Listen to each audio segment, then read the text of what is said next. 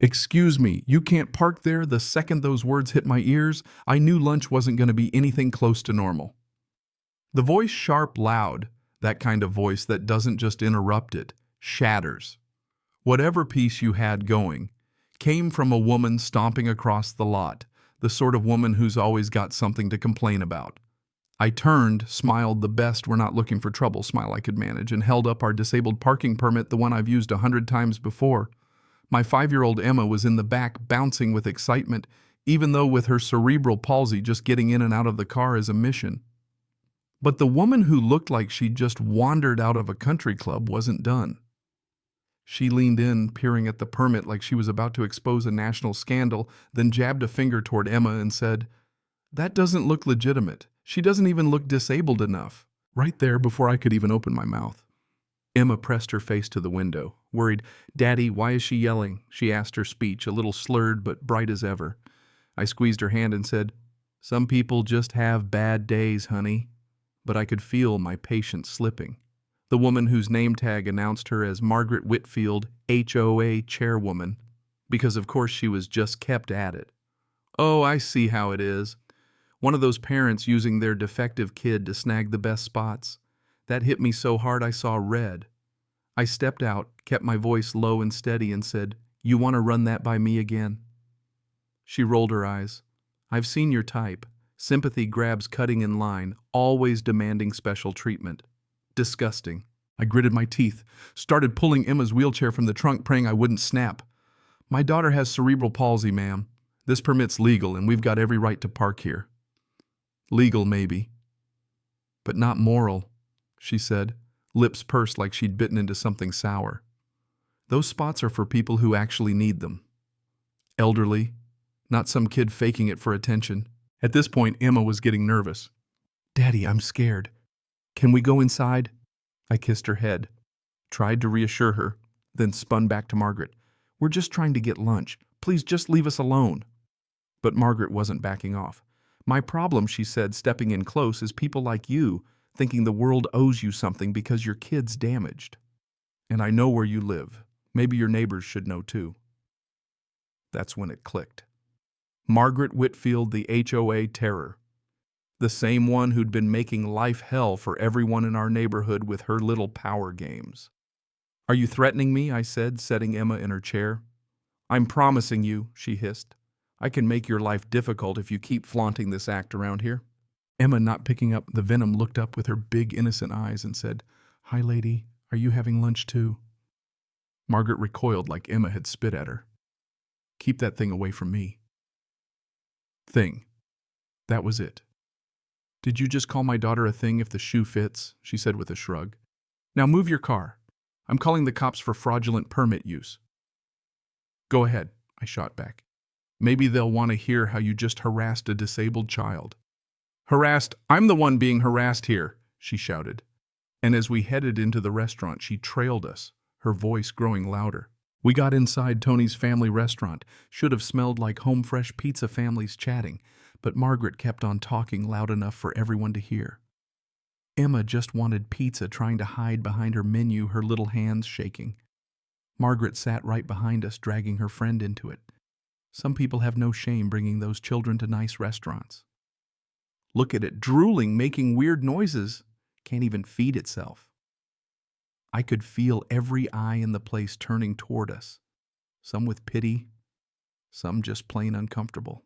I finally stood up, walked over to her table, hands balled into fists. "You need to stop. Now. Leave us alone." "Oh, so now you're following me," Margaret said, sneering. "Aggressive. Figures. Probably why the kids like that." Other diners stared. A few kids looked scared. "Listen," I said, barely holding it together. "You're making everyone uncomfortable. Leave us and my daughter alone." "I'm being realistic," she shot back, standing. "Every accommodation for your child takes away from normal kids. Every ramp, every special program money that could go to kids with real potential." I was shaking on the edge. "You're sick." "I'm honest," she said. "I'm not going to pretend your genetic failure is normal just to make you feel better." Emma heard every word. She started crying. Voice tiny. "Daddy, why does she hate me? What did I do wrong?" The whole place went silent. I knelt by Emma, You didn't do anything wrong, sweetheart. Some people are just broken inside. They try to hurt others to feel better about themselves. But Emma whispered, "But she said I'm not normal." "You are perfect. I told her just as you are. Don't let anyone say different." Margaret still wasn't done. She stalked over to our table, towering over Emma. "See how she's crying and making a scene," she announced. "These kids disrupt everyone. Parents expect us to just accept it." "She's crying because you're being cruel," I said. "She's 5. She understands what you're saying." "Good," Margaret snapped. "She needs to learn the world doesn't revolve around her disabilities." Emma tried through tears. I just wanted pizza." "Well, maybe you should have stayed home where you belong," Margaret said, voice dripping with hate. That crossed every line. I stood between Margaret and Emma, voice shaking with fury. "Get away from her." Or what Margaret stepped closer, getting in my face. "You'll assault me in front of all these witnesses." "Go ahead. I know who you are. I'll make sure your life is hell in this HOA. That's when Yeppe, the manager, hurried over. "Ma'am, you need to step away from this family. You're disturbing other customers." Margaret let out this cold laugh. "I'm not making a scene, this freak show is. They don't belong in public." Yeppe's face turned red. "That's enough. Leave now." Margaret just doubled down. "I have rights. I pay. I shouldn't have to eat near that." Emma's sobs got louder. "Daddy, I want to go home. We're not leaving baby. This lady's the one who needs to go," I said as gently as I could. Margaret exploded. "The audacity. You bring your defective child in, make a mess, disturb everyone, then demand I leave. I don't think so." She whipped out her phone. "I'm calling the police." "This is harassment." "Great, call them," I said, hitting record on my own phone. "Maybe they'll like hearing how you've been harassing a disabled kid for 20 minutes. The pizza came and Emma tried to eat, hands shaking. Margaret watched, waiting for a spill, ready to pounce. "See, can't even eat properly, making a mess. This is why these people shouldn't be allowed in restaurants." I helped Emma, whispering, "It's okay, sweetheart. We all spill sometimes." Margaret was on a rampage, making sure the whole place could hear. "She's making noise, drooling, moving funny. It's disgusting." Emma whispered, "Daddy, why is she so mean? I'm trying to be good." "You are, honey. Some people just have meanness in their hearts. It's not you." Margaret wasn't done. "Don't teach her she's not the problem. She and you demanding special treatment, making everyone else uncomfortable. It's selfish." I'd had enough. "You're the selfish one bullying a 5-year-old. Does that make you feel powerful?" "I'm doing what no one else will, telling you the truth," she shouted. "Your daughter's a burden. You're an enabler. Neither of you belongs in civilized society. You could have heard a pin drop." Emma covered her face, sobbing.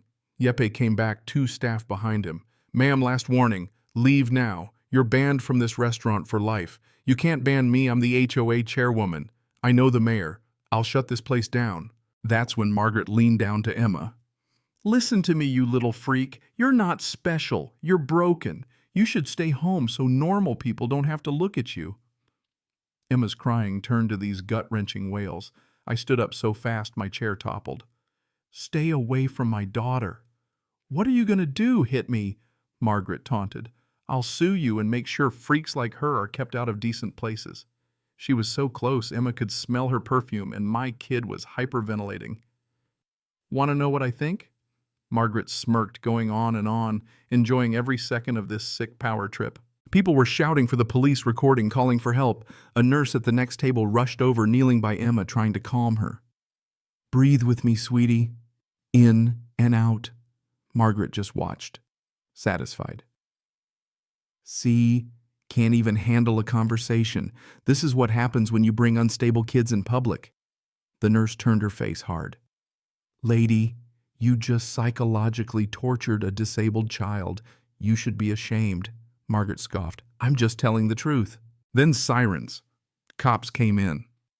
Officer Martinez. Officer Johnson restaurant, erupting with voices, everyone pointing to Margaret. She tried to spin it. "This man threatened me after I asked him to control his child." Yeppe jumped in. "She's been abusing that little girl for 20 minutes. She followed them in, called the child names, made her cry."